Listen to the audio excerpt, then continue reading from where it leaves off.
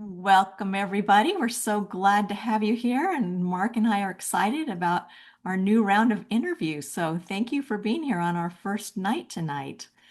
So, our mission, and thank you for Elizabeth for showing up. We're honored about that. Our mission, Helping Parents Heal, is a nonprofit organization dedicated to assisting parents whose children have passed. Through support and resources offered, we aspire to help individuals become shining light parents, meaning a shift from a state of emotional heaviness to one of hopefulness and greater peace of mind.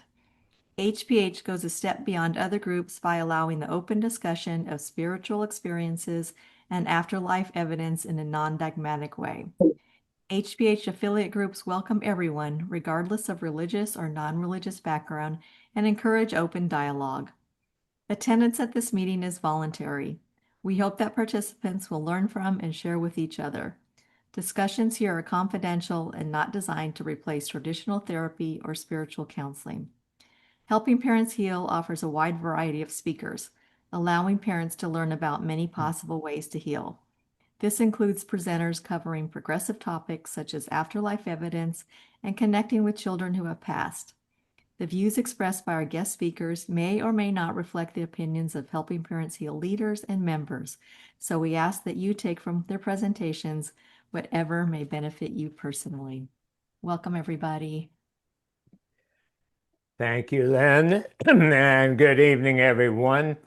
If at all possible, please enable your videos so we can see your shining faces.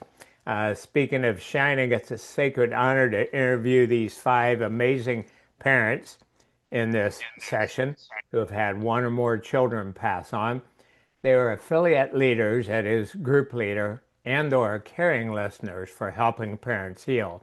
And to learn more about that organization and those roles, please visit helpingparentsheal.org. These parents have gone through the, quote, dark night of the soul, at least much of the time, and are now powerfully helping others. They are, or are becoming, shining light parents. That term describes parents, excuse me, who are shifting to really knowing their child who's passed on is in a realm characterized by love, peace, joy, and gratitude. Part of really knowing that is to choose as much as possible thoughts, words, and actions that reflect those higher energies and emotions. Now, taking this awakened path helps the parents and those they serve to heal and positively transform. This higher energy approach also creates greater meaning to their child's passing and makes their kids proud and happy about them. We have clinical evidence that that's true. It's a triple win, but actually it's much bigger than that even, because the meta impact of many parents doing this can create widespread conscious living, world peace, heaven on earth, whatever you want to call it, that helps all people in our world. So that's why this is so big. So our first interview is going to be with Mara or John, whichever one of you like to start first. And are you ready for your questions? Sure. We are ready. We're ready. All right. So first of all, tell us about Sabrina's life and passing, please. You can start with that. Yeah. Okay. Sabrina was in college. She was finishing up her freshman year. And she was in a car accident as a passenger. She was, and still is, an incredible person. She has a smile that would light up a room, and she's been known for her smile. She's very kind, and everything that she was interested in, we continue to pursue. She was just a child that every parent just loved to have. She was our best friend. We did so much together. She never got tired of hanging out with us. We never got tired of having her there. And she was my fishing buddy. So we just did everything together. And she was an athlete, an A student, and we never had to say, get to your room and do your homework, right? She was just a wonderful kid. An old soul. Yes.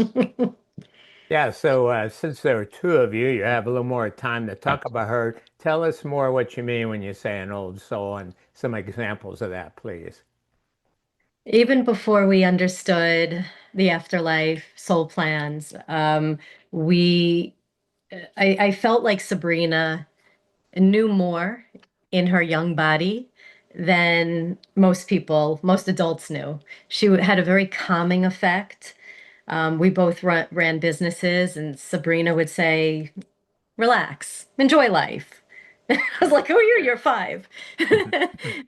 And there's a lot more to the story, but Sabrina just was always she was able to express herself. Her friends always went to her with their problems. She was always able to give a lot of great guidance. Always giving a helping hand to whoever needed it. It's like never even thought about it. So, Beautiful. Yeah, and I'm actually going to be sharing more about John, Amara, and Sabrina at the conference in my keynote, because Sabrina is one of the examples of many miracles we had during the Ask the Soul doctor classes. And yeah, it's quite a story, and you'll see some photos of this tremendous young lady. Well, tell us, please, how did you discover helping parents heal, and how did they help you initially? So a few weeks after Sabrina's accident, we were we were in deep despair. We could not find a therapist. We could not find groups, and I really felt like I was going to die from um, broken heart syndrome. I really felt very desperate. And I had a brave mom reach out to me. She waited a few weeks. She heard about the accident. It was out of state. And she asked me if I had ever heard of the afterlife. And if it's going to make me feel better, then bring it on. So she told me to look up Helping Parents Heal. She told me to go to a few YouTube videos and listen to Mary Neal's story. And this was all very, very new to me. But once I got into it, as everyone knows that like Elizabeth and Irene and Mark, once we got into HPH, I think we were on yeah. almost every night of the week. We just needed to know more. Yes, and it was an enlightening experience. And when Mara told me about this organization, and we just started to dig deeper into it, and I just needed to know where she is and stuff like that. And the books and the people that involved with HPH just were fantastic. The recommendations to read. Yeah, I read more books in the first year than I did in 3 years of law school about trying to figure out where Mm, Sabrina is, what happened, and why it happened. And HPH was just so enlightening and helping us on that journey, and it helped a lot. beautiful. And what year was that you discovered HPH? 2023. Okay. So when did you two then start serving and forming your own group? And tell us about that, please. Okay, well, we uh, felt that HPH helped us out so much and was so good to us, and it was just great experience. We felt it was time to give back to the organization if we could and help parents in our situation. And with Elizabeth and Irene, they got us involved in the affiliate leader group in Long Island on the North Shore. And the group meets every third Wednesday of the month, and we're probably over 50 strong now, right? Wow. Yeah. Which is it's that club where no one wants to be a member, but it seems every headline or tragic accident for a child on Long Island, we seem to wind up with the parent or parents, one of them. And word is getting out on Long Island that, when something happens, they say you got to reach out to Mara, reach out to Mara. Mara's always the first contact. She's so good with the parents, and just Yeah. to help them along. We have a lot of brave moms in our group, and Mhm. brave dads, but they do things that I can't physically do. They will reach out to parents in those headlines, and they will let them know that there's help. I think that meant a lot to me because if I I knew right knew right away, away. um, Oh, I think Yeah. Sabrina is doing something right now. I think that it would have helped those 3 weeks of just feeling so desperate. Um, I wish I felt better right away. So they do reach out to parents that need help right away, and they say there's help when you're ready. When you're ready, reach out. And to me, those are our brave parents in our group, and I am so proud of them. And they've become our best friends. Yes. So two questions. Now, first of all, and you talked about this some, but what are some of the strengths of your group? But then I'd like to share more about how these people in your group have become best friends, because one of the things we hear so much is how parents feel abandoned by other family and friends after a child passes. Yes, and in the group discussions, we usually average like between 20 and 25 parents at one of our meetings, and that comes up a lot.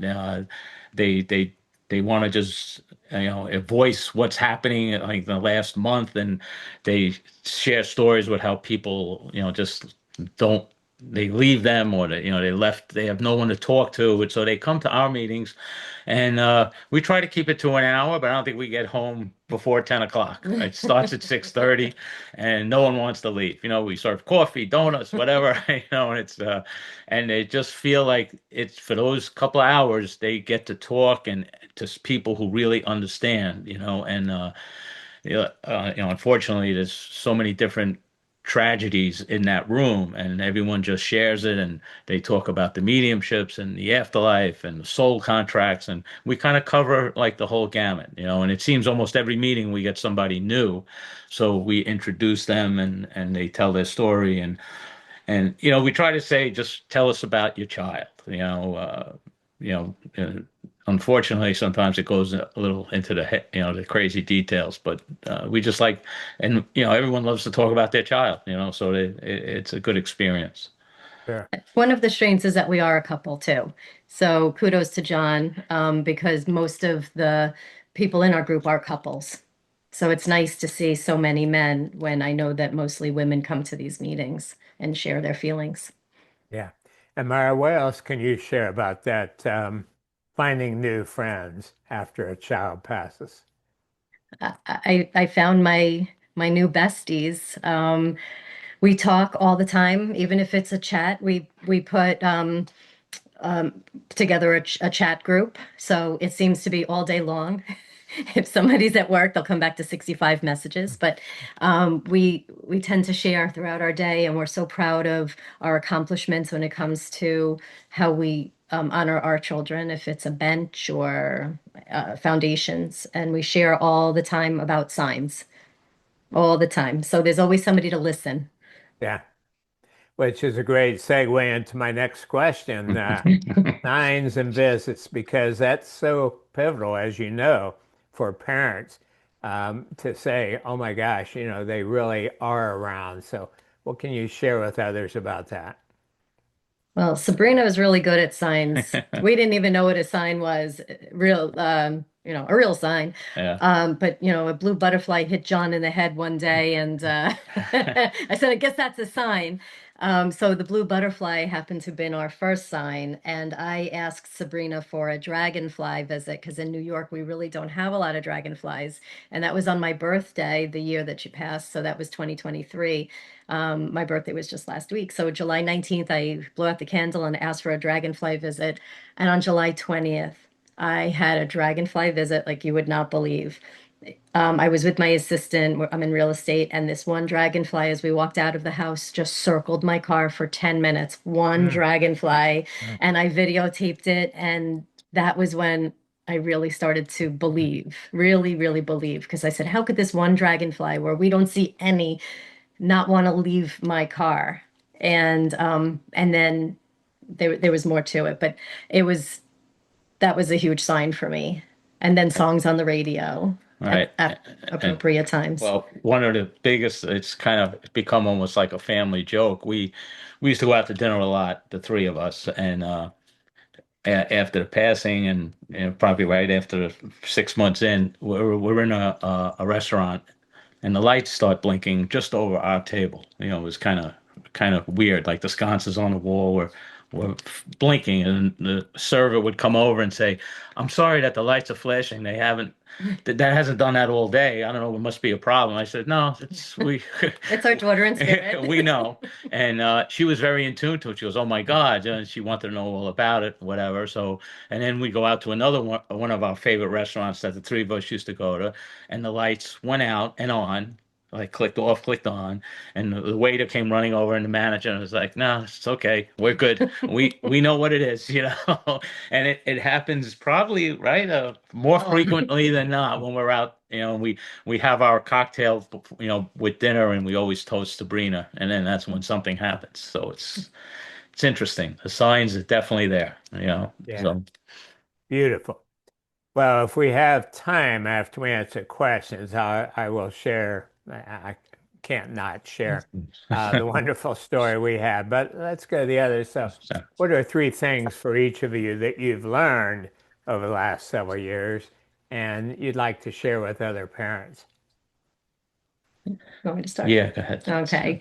Well, we know for sure that there had to have been a soul plan. We think we're absolutely crazy that we would think of such a horrible soul plan, but maybe next time will be a rest life. But we do believe that there was a plan and that our kids are our greatest teachers and that they do this, that they choose to help us so that we could grow faster. Our soul will learn more. They put us on the fast track. And, Yeah. I Well, yeah, and what we talk about with a lot of parents is just you got to get out of bed every morning and put one foot in front of the other, okay? Because when you first wake up, you think, you know, in your head, you just say, "This can't be real." You know, is she down the hall or is she there? And just for that fleeting moment, and then you're back to reality. So it's very easy to roll over and get under the covers. So we try to explain to these parents, and a lot of them, it's hard. You know, we get it. We've been there. You know, so you just say, you just got to keep putting one foot in front of the other and stay together as a family. That's the most important. You know, together everyone could conquer. All right, when you start separating, it's not good. You know, so uh, that's really what we try to instill on all the parents. Hmm. Good. But that's a tricky one, isn't it? When you said this can't be real, that she's passed, because in a very real way, she didn't. I mean, she's probably right there beside you. Right. Uh, yeah, so that's a tricky one. And then you say, then I get back to reality that she, quote, is dead. No, she's not. She's right Right. beside. It's just in a different form. So that's part of what Dr. Gary Schwartz and I are working so hard on, the language, because we're truly entering this new era, this new time in human history when we have scientific proof of life after death. So then we can get more serious about how we talk about it. All right. Well, thank you for sharing that. Now, Mara, you mentioned the soul planning, and that's the next question. Of course, what is your belief about there being a meaning and a timing to your child's passing? I believe it was time. She was supposed to be my real estate partner, and she decided that she could do more where she is. And I was supposed to be a social worker. My life went in a different direction, and I became a real estate broker, and she got me back on track. I am back to being a social worker. So, and it is something that Yeah. as difficult as it is, if we could lighten people's days, then that's what it's all about. Yeah, that's just about it. Yeah. That's uh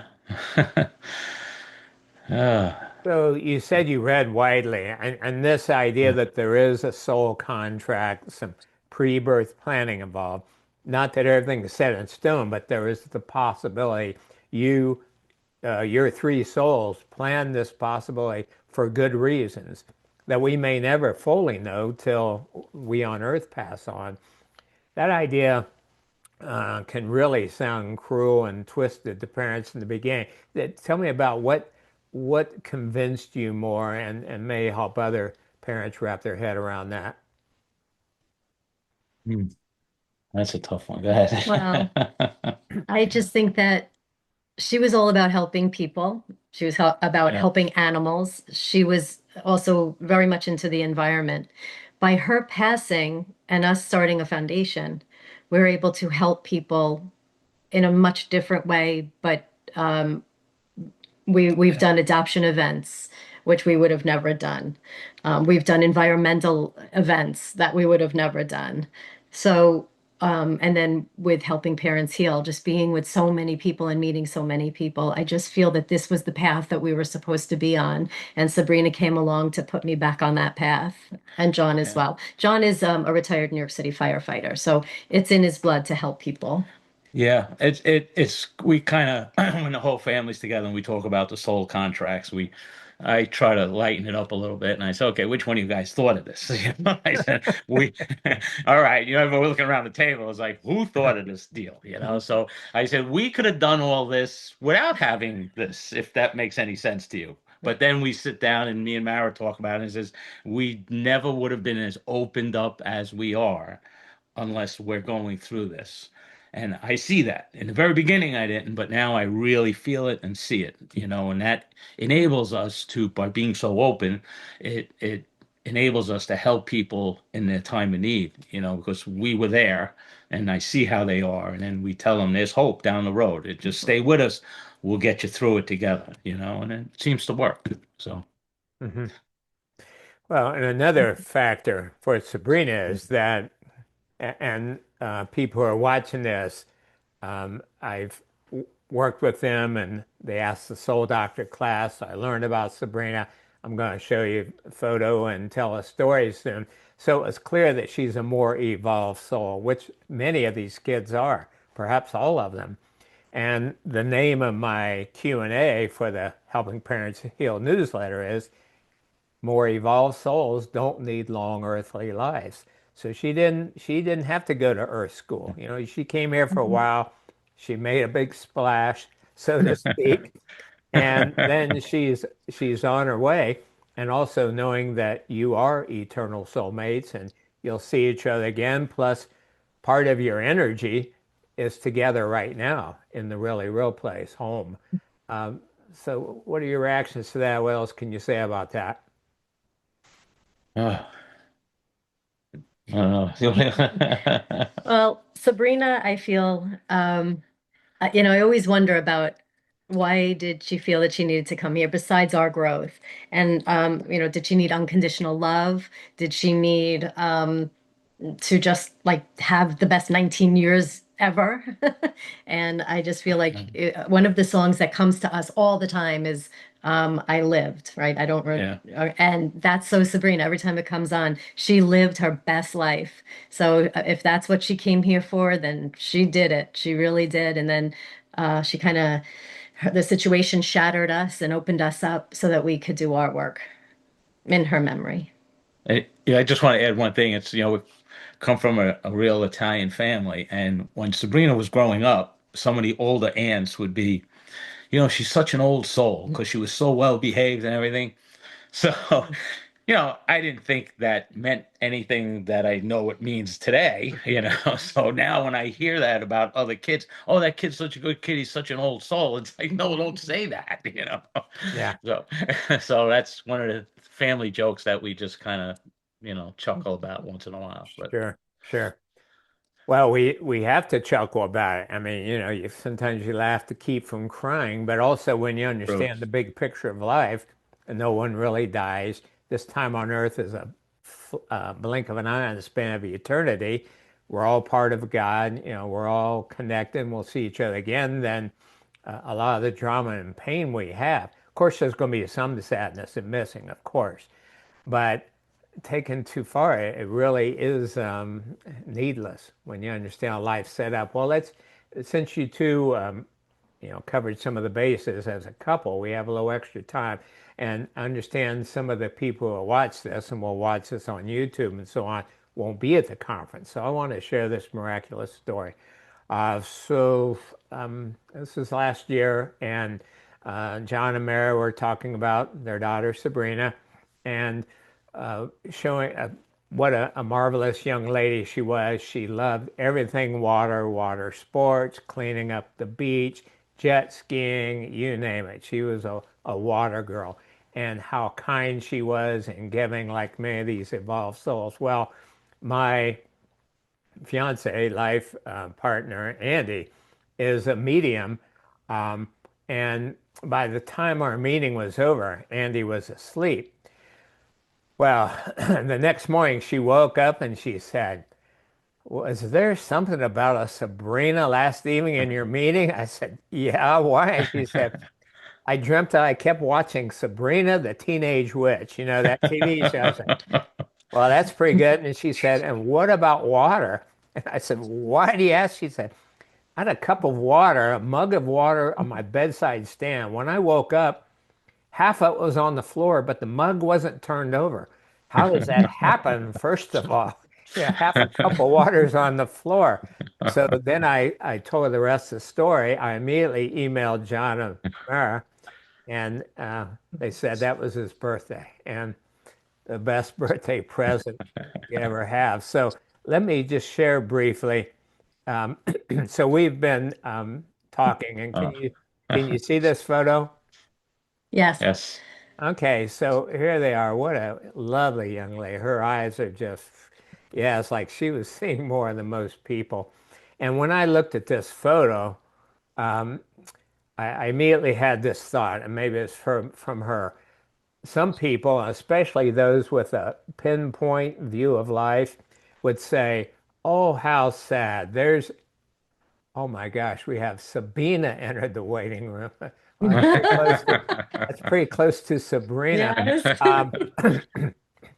Um, some people would say, "Oh, how sad. That's a picture of them, how they used to be, and they'll never be together again." And I said, but people who are seeing even just a little more of the big picture of life say, "Oh my God, what a beautiful picture of three soulmates. They're in their earthly disguises right now, all dressed up. They got white on, but they've been together before this time on Earth. They'll be together in their time after Earth. And, that's the way. I mean, don't they look like three lovable characters who have had lots of adventures before, and they're right in the middle of one? So I wanted to share that. And then the other thing that just got me so much. So here she, I mean, look at this. Look at this life-filled child. And this water, these ripples, by the way, I mean, what a powerful analogy for we never know all the ripples we create, all the people we touch. Like you said, you have 25 or more people in your group. Think of the ripples. Think of the effects you're having. Here's another. So here's John putting up her curtains at her dorm room. She's putting together this board, this pictures and sayings, which they saw when they went to her home, and not your usual college freshman. Let's say, focus on the good. Make your heart the prettiest thing about you. Exhale doubt. Trust your creativity. Rise and shine. Um, Angel energy. That's when it gets me. It's like, Yeah. okay, Sabrina, don't give yourself away here. Create a life you can't wait to wake up to. Yes, one of Um, my favorites. Yeah. you think we're dealing with a more evolved soul here? I'm not sure. Yeah. So that collage was when we had to go to her dorm room to pick up her belongings.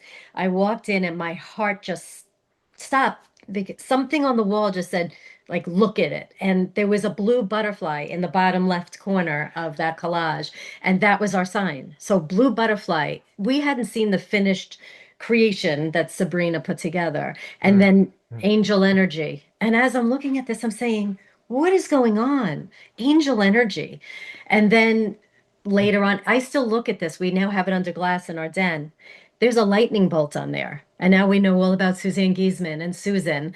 And around that lightning bolt, it says good Right. energy. Yeah. And so I stare at this board all the time and I just say, Sabrina, tell me more.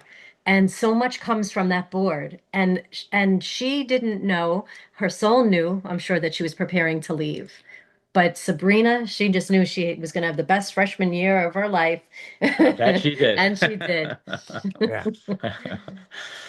Well, we could go on, but we Yes. need to move on. Thank you so much for sharing this, and Yeah. thank you for the love you have to participate in this amazing story that's already touched more people than you ever know, and it's just getting started. So, kudos to you both and Sabrina. Thank Thank, you for giving us the opportunity to talk about Sabrina. thank you, Mark. Thank My you. pleasure. Sarah, you are up next, please, dear.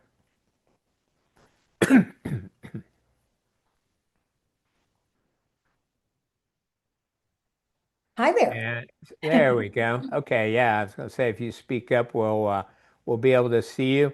So tell us about Scott, his life, and so on, please. Well, Sabrina sounds very much like Scott in a lot of ways, which is really kind of fun to listen to you and relate those experiences in my head and heart. So he was he's my only child and just delightful from day one.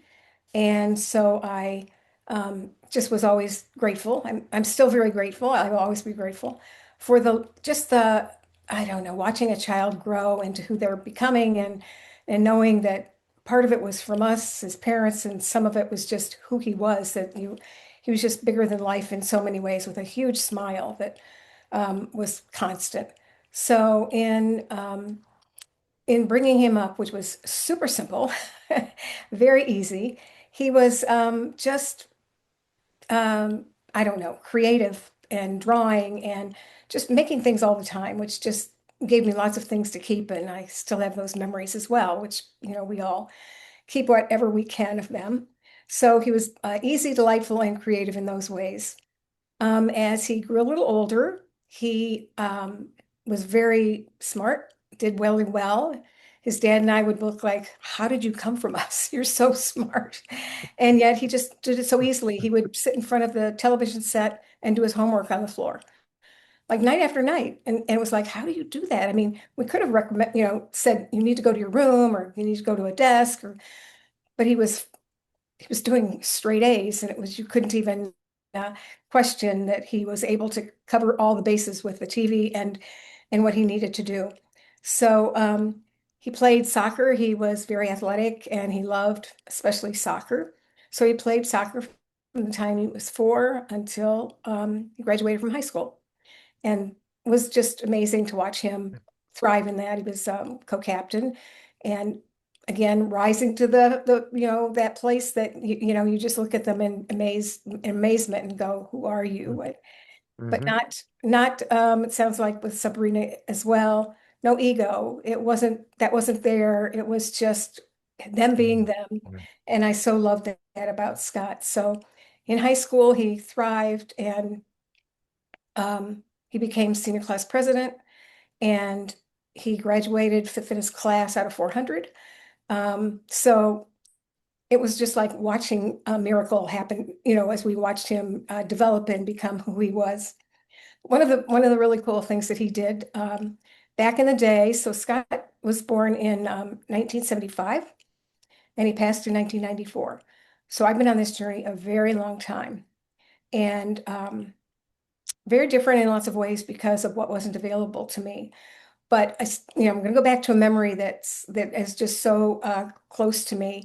Is that when he was a senior, he just got really, really interested in recycling, which was such a big thing at the time. And now I'm a recycler, crazy recycler. That just becomes a part of your soul's work as well. But he didn't tell me this himself, but the kids that around him were telling me that he got this idea and he went to the janitor and the principal and asked if he could do some recycling in the classrooms. Right. So when they heard his story, they agreed to this. And so at the end of every day, Scott and some of his buddies would go get a wheelbarrow that the school had provided, and they went around to every classroom to collect the paper in the trash cans to recycle. And it was like the kids loved it. It didn't Yes. really disrupt the class. It was last period. The teachers knew that they were going to come. And it just showed such that creative part of Scott that just has stayed with me forever, and it just made his life full of fun and everyone around him. So that was one of those really awesome experiences that I carry with me always. So Sure.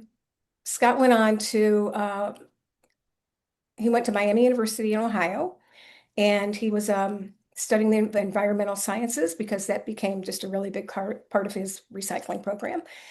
And so he finished up his freshman year, did really well.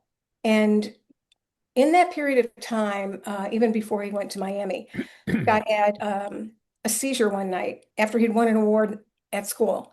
The next morning, I went to wake him up. I heard him snoring or something, and went to wake him up, and he didn't wake up right. He just turned around and looked at me very blankly. And what was happening was he had a seizure, which we'd never had any experience with that at all. It was so frightening. So called 911 and got into the hospital. So he had a couple of seizures beyond that. And then he lost his driver's license. But he had wonderful friends that took care of him. But he just kind of adapted to what that was. Because when you have a seizure in Ohio, I would imagine other states as well, you cannot drive for 6 months. Yeah. And that's really hard when you're in high school. And yet his friends were wonderful about, taking good care of him with that. But um, so knowing that part of him, that illness, I really watched him at Miami University. It appeared that he wasn't having any seizures. I found out probably later he did have some kind of silent seizures. But he came to us as parents. He wanted us to, know that he wanted to go out west and work in a national park for the summer. We were holding our breath, but we didn't know about the seizures at that point. And so he got a job out at County National Park in Colorado. Went to drive out there, which of course we didn't let him do that. His dad drove him out. And so that was there for 5 days, where he wanted to be in the mountains. And he called me one night and said, "Mom, I'm so sick. I wish you were here." He'd only been there 4 days at that point. And it was like heartbreaking, and I was so helpless. And it sounded to me like he had strep throat and something, I don't know, all that. So we had a doctor's appointment the next day. And in the meantime, that night that I got the call from him, I did call the center out there, and I said, because we had no cell phones. Scott didn't have a cell phone. I didn't have a cell phone. There was a wall phone was all he could communicate with. So what happened was he did go to the doctor the next day. He said he had strep throat, and he felt better when I talked to him, because he did call me on the one phone that was there. And then for the weekend, I figured other students were coming to work at the national park, so he didn't call, just trusted. And then on Monday morning, he didn't report for training, and the adults went to his room and found out that he had passed in his sleep. And that was And 1994? yeah, Okay. So, HP, Helping Parents Heal started, I think, 14 years or so ago. So you were kind of on your own for a lot of years, but how did you learn about Helping Parents Heal, and how did it help you initially? I didn't, yes, I had no parents groups. I started a parents group at a funeral home, a local funeral home. And so I somehow met Elizabeth online. I don't remember how this happened. Because the group had not started, but I was presenting at a Compassionate Friends conference, and I got in touch with Elizabeth, and I asked her if she would come and teach yoga. Or not teach yoga, but do yoga classes, while the conference was going on, just as something to relax the parents and add something new to the conference that they hadn't done before. And she came because it was in Arizona. And so I got to meet her then. So I had a relationship with her before Helping Parents Heal even started, which was just amazing. So as soon as Helping Parents Heal started, I Mhm. joined. So you're Yeah. helping now. You run a soul planning affiliate group. Tell people about that, please, a bit. Okay. Well, soul planning, of course, I knew nothing about. I read in 2007, I read Robert Schwartz's book. It had just come out on soul planning, and it just all resonated with me. I don't know, I didn't even have experiences or with Scott, a lot of them that would have been, covered in that book. But just the whole thinking of soul planning came into me, and just I don't know, just opened my heart up to something brand new that I never imagined. And Robert Schwartz lived an hour from me, I discovered. And so I got to meet up with him and learn more and more about the soul planning and just incorporate it into my life at that point. So I really have been trusting that this journey with Scott and I was intentional, that we were meant to be together for this experience. And that just enhanced my relationship with him in so many ways. I was hearing him, beginning to hear him at that point, not right away. I know how many parents today are so eager to hear from their parents, like within 3 weeks or 2 months or something. And I did not hear from Scott for 6 years, Mm. but I didn't even know it was possible to hear him. And I'm watching the spirituality for parents and children just change in so many ways. But I also know that we're all very unique and we all soul plan something different with our child. And Mhm. so whatever comes into us or whatever we believe in is going to take us on this journey. So So, the soul planning no, came into my life in that way. yeah, no contact for 6 years. But since then, what have you learned and what can you share with others about detecting signs and visits? I it's just been so much, it just brings clarity to the experiences that I've had with Scott. He told me at 6 years to build a children's memorial, which I ignored for 3 weeks until I heard it again. And doggone it, I built a children's memorial with some other parents in my group. And I began to see that, he was guiding me in ways that I might hear something or feel something, and I would listen to it and feel like I can do that. I'm going to try that. And so it became more confirmation that something that I was feeling that he encouraged was meant to be. And that has continued even to today. And as a matter of fact, he told me, I don't know how many years ago, 2015 maybe, that we needed to write blogs. And it's like, I don't know what a blog is, Scott. He goes, well, I'll show you. It's like, Mhm. okay. So we wrote Wow. 100 blogs and I posted a lot of those, not necessarily on helping parents heal, but as time went on, it was just something that we expressed it, and Scott's words always were coming through, just what he was saying. And I was just always inspired and impressed. Mm. And yes, so the soul planning has continued to just come into my life in just such a healing fashion, a way that explains so much more than that, was that true or not? If it comes into my life, I trust it's being brought. And how can people attend your class on soul planning, Sarah? Well, I present, it's on the second Wednesday of every month. And any questions or whatever, I mean, I don't have all the answers, but I know I'm not doing this alone. And so that's pretty extraordinary. But I think that it's something that if it resonates with you or you even think about it, it's worth coming to find out a little bit more about it. And I just have to add something too, as well, is that when Scott told me to write those blogs, I didn't know what we were going to do with them other than post them. And eventually, well, I would say last December, he said, let's put the blogs into a book. And again, I went, I don't know how to do that. Again, he said, I'll show you. And just this week, I'm going to put it out tomorrow for everybody to know. My book, Ah, Death Teaches, beautiful. Love Heals, is going to be, it's on Amazon and it's available already. So I just Well, want, yeah, to know that came all from Scott. I mean, his words are all through this, and it was remarkable and surprising. And so this is why I trust soul planning. This is why I want to teach soul planning, because there's a much bigger picture here.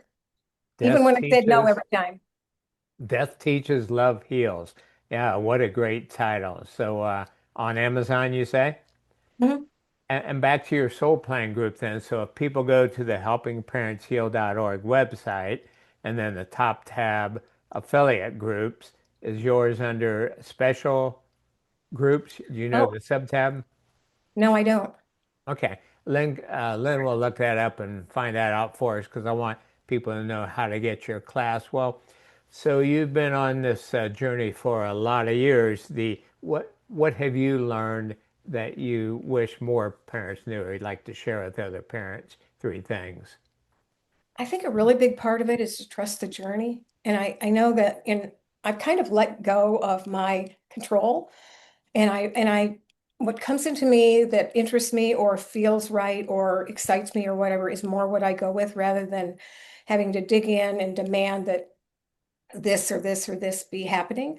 I just really trust the journey and I feel like I'm being shown more when I do that. It's having an openness and not thinking that I have all the answers. And I'm really glad I don't have all the answers because being able to just take in what comes and watch and see what evolves from it has been very helpful for me and not feeling I have to control it all.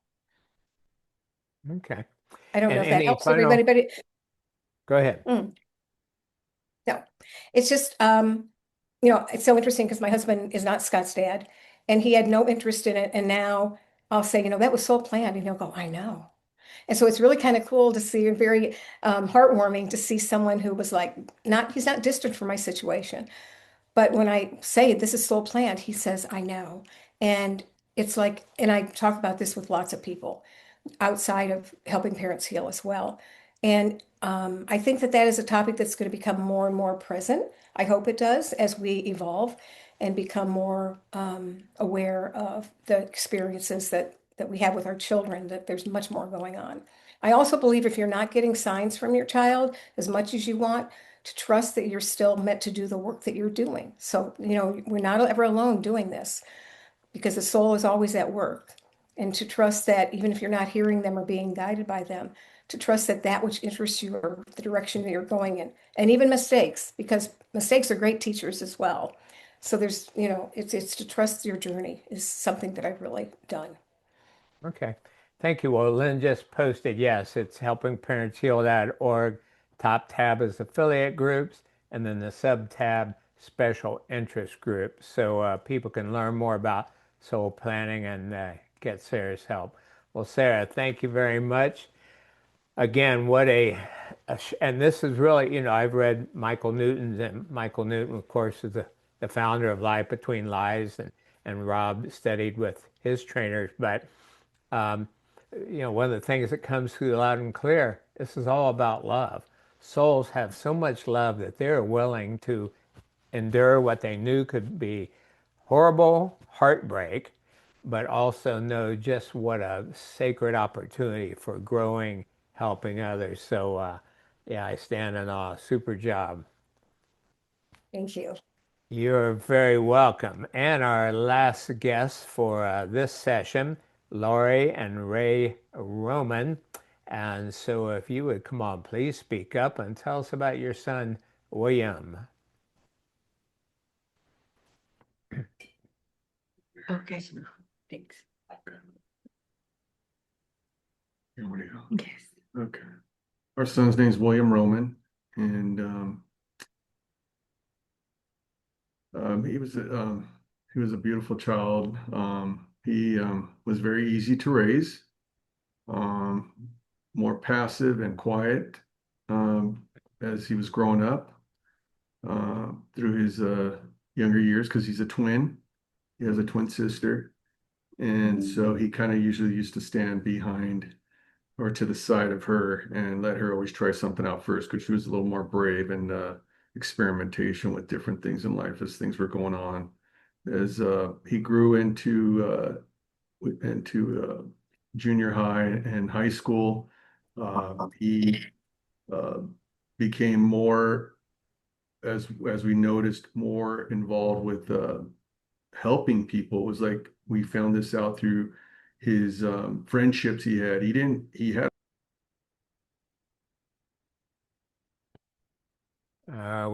You just got muted 1 second there. If you can push your mute button. Oh, there it goes. There we go. So he was in junior high, you were saying? He was in junior high when we started noticing that he attracted a lot of friends, and so our house became the hub for sleepovers, and it wasn't just one or two. It was usually like 4 or 5. Dad, please, please, Mom, please, can we have uh, when you have one or two, it's one thing, but when you have like 4 and 5 and 6 and 7 kids over, every other weekend, it's a lot. And but that was kind of the path he led us on with having a lot of friends. And can I invite this guy? Can we go here? And it was never just one. we took on all of them, and so we became kind of like another parent for these kids, when they were around all the time. And He but loved baseball. he loved baseball, and Yeah. and so he just befriended kids. We noticed when a child would move in, he would always Yeah. open arms to that child instead of ostracizing them or whatever that happens in middle school. As he grew up, he played baseball, was very athletically inclined, did very well, the whole 9 yards with that sport. And then after he got out of school, he found a girl and ended up Yeah. dating her and engaged. And then they stayed engaged for like a long time, 8 years. 8 years. He had a great love, which Yeah. I'm So blessed you want he to go had. ahead? Want me to go ahead and do it? So from there, no, wait. Oh. So yeah, he had his great love, which now I look back on it and I'm just so grateful he had.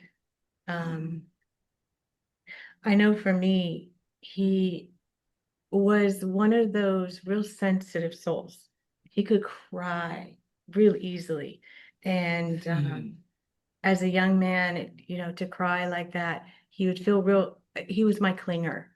I knew I wasn't going to have him long. I don't know how I knew that. I know today why I know that, but at the time I didn't. Um, we were on vacation one time, and I remember I was up on the balcony. His dad was somewhere else, but I could spot his twin, Mia, and William in the pool. And I just saw him going under. And all I remember was screaming, Mia, grab him, grab him. She could swim just about as good as he could. But in that moment, I saw something that was truly miraculous. She grabbed him, she got him to the side. I don't know how. And by that time, I was down the stairs and I just grabbed him out of the pool. And at that time, I knew we had a close call because I don't think that he was supposed to. What we were told was that could have been an exit point. I'm learning all of these things. Right. I'm really spiritually opening, which I never ever thought that could be a thing. Why would you choose to have excruciating pain and lose a child? Who chooses that? But he came, he was brilliant and he was loving and he cried and he was sensitive and he was my, that soul kid. That was my kid. Yeah. And Another highly evolved soul. And when did William change worlds? yeah, William transitioned the day after Christmas 2021. And it was very sudden. No one expected it. My husband and Older son, our older son we were were watching because we had Christmas dinner the prior day, obviously, and he was sleeping. no, but he had to sleep. He came downstairs and said, whatever he was doing, he goes, Dad, I just woke up. I want to get some, I'm a little hungry. It was like at 8 o'clock at night. And I said, I love you, son. And he went upstairs. He said, I love you, Dad. And he went upstairs and those were my last words to him when we found him the following day. Well, I actually My wife actually, I basically, I got a hint. yeah, there I was got a like that. tap. Yeah, my wife got a And I tap went like this. bedroom. And I just remember standing up and everything going around me going, I haven't heard from William. And I asked my older son, have you heard from William? And he said, no, Mom, but you should probably go check on him. I'm like, oh, I really wish he would have went and checked on him. My son went downstairs. He was gone to his mom and dad's. I just took a deep breath before I entered his room, and I never did that before, ever. And every instinct in me said, the minute you go through that door, everything in your life is going to change. Mm, mm. I walked through the door and he was laying in bed. He was laying on his side and he had his phone. He was home for Christmas and he was in his childhood room. And I said, hey, Will, it's Mom. Do you want something to eat? And he didn't respond. And I thought, okay. I go, Will, are you mad at Mom? And he didn't respond. And then my world changed. Yeah. Yeah. And you say you had a knowing I, about that, an yeah, audible, I mean, a voice in your head, or absolutely. I took the biggest, longest pause before I entered that door. yeah, And I remember instinctively saying, when I go through this door, it'll never be the same again. And I don't know why I thought that. There was no reason for me to think that. yeah. And Well, yeah, he passed a myocarditis, which was a COVID related condition or a vaccine related condition that young men of his age get. yes, very And I common. bargained with God that night before anybody got in the room. I said, okay, this is the kid you don't want to take. This is the kid you want to leave. This is one of the kids that really, really needs to stay because I don't think I'm going to make it, God. So go ahead, bring him back. We can Yeah. do this. And before I called anybody, before I said anything, and I just remember standing there, and then my oldest son was with me that night. Thank God. William knew. William absolutely knew What he was doing. what he when his eggs. Because Yeah. we had our Sure. granddaughter over and she was only 6. So Yeah. at that time we're 7. So it wasn't something probably that would be recommended for her to see. Ever. He would never on want that her. for her. So we were gone and Yeah. that's when it was discovered. Then she called me and I left our granddaughter at my mom's dad's house when I came back. But I Well, think well, that's when I first started hearing him. yep. Well, thank you for sharing this. I mean, it's very real and somewhat raw, but it's going to help parents who are in the same place. So, when and how did you discover helping parents heal, and how did they help you? Okay. Well, I just remember being in excruciating pain. It was his birthday. And the night before his birthday, and he's a twin, so it's really, really kind of odd. I knew I kind of had to get it together for my daughter. She wasn't doing so well, having lost her twin brother. Um, and I stood at the window and I just said, God, Will, I need to know that we're celebrating your birthday together. I just need to know.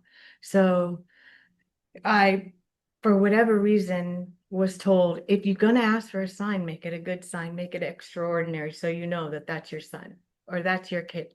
So I asked for, I was standing in the window, he was in bed, and I said, Will, send me a purple hippo. The minute I said it, I wanted to take it back. I'm like, what are you doing, a purple hippo? How's he going to do that? But give me a penny, give me a dime. I'm like, no, we got to go with it. And I hear him going, purple hippo. And so the next morning we get up, it's birthday, and the Today Show's on because I couldn't have silence on that morning. And I'm going about my business, and on the Today Show, I hear this morning a purple pygmy hippo was born. And I'm like, oh, What? oh, and I heard it. I didn't see it, I heard it. So yeah, that was Will because I went and I looked it up on YouTube on the Today Show, and his number is 44, and the clip was 3 minutes and 44 seconds. So I'm like, buddy, Wow, you really did it. That was that's extraordinary. Thank that's a you. good one. Yes. So I typed in, how do parents help themselves when they're in so much pain? And I guess the wording came up, and helping Mhm. parents heal was right there. You know Right. how our kids lead us there? So I'm like, oh, well, I'm going in, I'm looking at this, and I'm like, oh, this is good. And Isabella Johnson, gallery reading. And I know Sabrina is so awesome with the gallery readings. I feel like I know her because she comes through so often. It's just beautiful. And so, yeah, and I got that knowing again. And he said, yeah, mom, sit there, sit there, sit there. And I didn't know how to Zoom. I didn't know how to chat. I didn't know what I'm doing. And so I'm AIing on my phone. How do I type in the chat if I want to talk on Zoom? And it's telling me. And then all of a sudden, Isabella Johnson said, I have a young man here who died of something with the heart. And he's got a black lab named Ranger. The black lab name was Rainy. And I'm like, you got him. That's Yeah. pretty close. Yeah. Wow. Well, thank you for that. Whew, I gotta take a breath after these contacts. Anytime I can talk about Will, I will. I Those think we are all feel that way about our kids. yeah, powerful ones. So when did you two know you were ready to start? You have a group in Orange County, California? Yes. Yeah, so tell us We're on about the your other group. coast from our How'd you know And it's time to start serving? Well, my wife was looking and helping parents heal, and we had to heal first. And then as we started to heal, we noticed that there was no groups. There was like, okay, Orange County's pretty populated. There was a group in San Diego County, California, and there's one in Los Angeles County, California. Like, there's nothing in Orange County. That's odd. And so basically, we just decided, we looked at each other and we said, maybe we should start an affiliate group for Orange County. That the population's big enough. There's people that are Mhm. losing children. And so that's what inspired us to, we know that we have to help others in order to stay out of ourselves to basically receive God's gifts. So we need to do those We didn't things. know what we were doing. We We didn't know just what we figured, still, let's it's, just, the kids will find yeah, us, we're right? just Just starting like, it. We just started the group, yeah. what, how many months ago? Like 3 months ago? Our first meeting was Yeah, April 15th. So, April 15th. So we're just barely, but we have 23 members. yeah, So, so we're you just know, Wow. trying to get Oh, it that's going yeah. and it's, I just love, I'm good at listening. He's good at being the man showing up. hmm. And now we have two men in the group. So we're like, yes. Well, it is great when there's a couple like this, especially for the dads, because Yes. 90% of the people in helping parents heal are moms. So, yeah, we really need that dad presence. yeah, because Ah, particularly there's a lot of just, you got your divorces, your remarries, all that kind of stuff out here. So it's just like, it's just, Everywhere. well, and whatever. It just seems like it's big out here. And mhm. so there's not a lot of fathers, but we're hopefully with me being part of the group that will attract more fathers to be vulnerable. Because one thing that Williams taught me and that I've learned is that he's taught me how to cry. He's taught me how to shed a tear. I didn't cry. I cried maybe one other time prior, and now I pretty much will cry when necessary because of my son William. He's taught me to be more vulnerable and with my Mhm. emotions, and also to just open up to my wife and be here more for her and for our family. So just I'm Yeah. grateful for that. Good. Yeah. Your kids will help us realize it's not this, it feels like your heart's broken, but really it's expanded, Yes. stretched. Yeah. Yeah. So, what have you learned about, or what can you share with other parents about how you sense William? Um, we hear him in tandem sometimes, which is pretty cool. And I know from my, yeah, a lot of the time. And I know for myself, one of the main things he says to me, because sometimes when I never really did a full meditation before, but he'll say, Mom, just, yeah, you're gonna help many.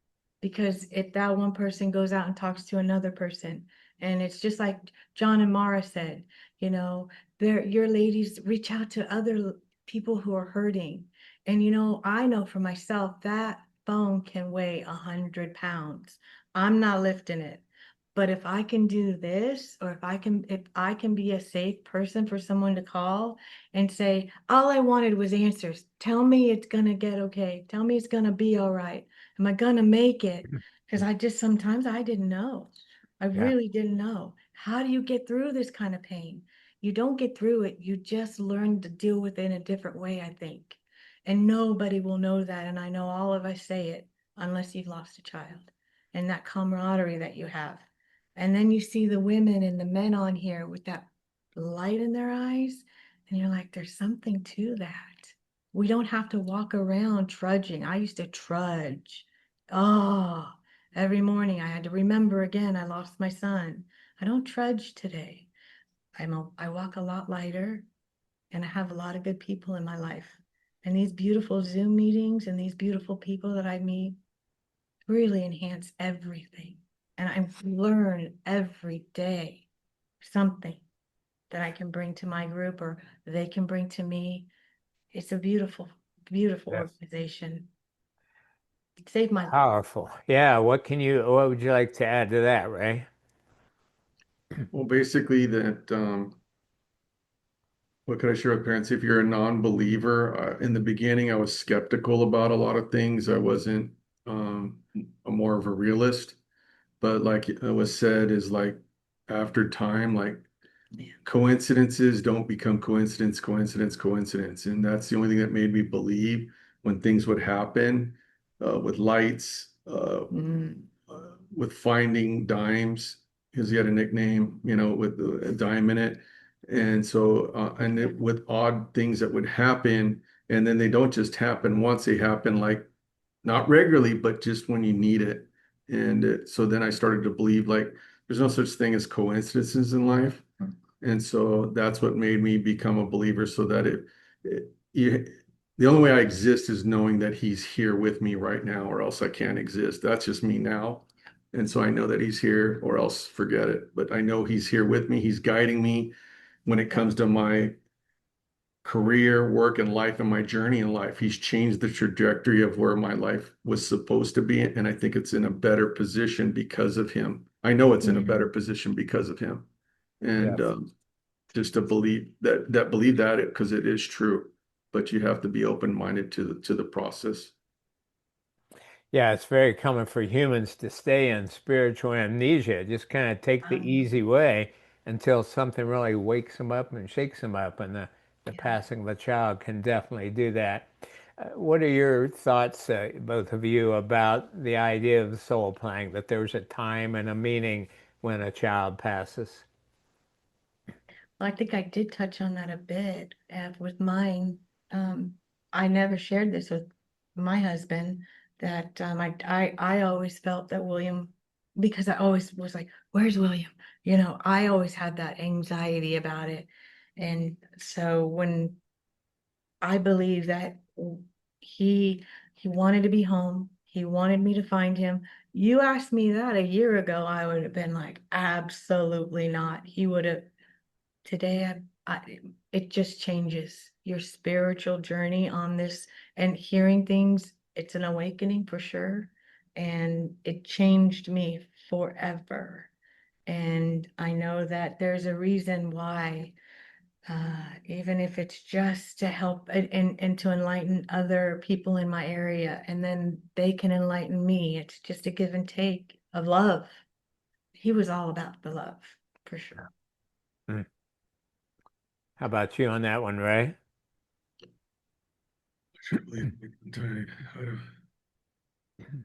Yeah, I do believe that, I have a belief that he came home because he was on vacation, um, here at the house, and so I do believe that he was supposed to be here and not back at his house. Yeah. And so, I do believe that, and that we were the ones that supposed to. My wife was supposed to find him, and then I was supposed to be here when he left. Yeah. And I don't know. I'm just still in the process of learning all that, but I just because it's still really new, and I just know that this is a spiritual journey, and that I've had small experiences, and they're just continually working as long as I continue to be open-minded. And like my wife said, I just know that the meaning of is to help others. That's what I believe, to help other men uh, to get through that. You will get better, because I remember where I was for a good 2 years. I was pretty, uh, what do you call it? I was just numb, but I was also in I was like almost kind of catatonic. Yeah. Yeah. So to Ah, be able to well, come out of that. powerful stories. Thank you so much for sharing that and the light you're spreading. Well, to all the parents again, thank you for being here. And how about attendees? Show them some love, and however you do that, yeah, the different hearts and hands, and give kisses and honor. Yeah, share the love. So this recording will be out soon. It'll be posted on YouTube. Thank you for sharing it with others, and let's make a difference helping others in our world. God bless. Let it shine. Yeah. Thank you. Thanks. Thanks, everybody. If you see me at the conference, say hello, please. If you see any of us, say hello. Oh, of course I will. Okay. I'll be the first.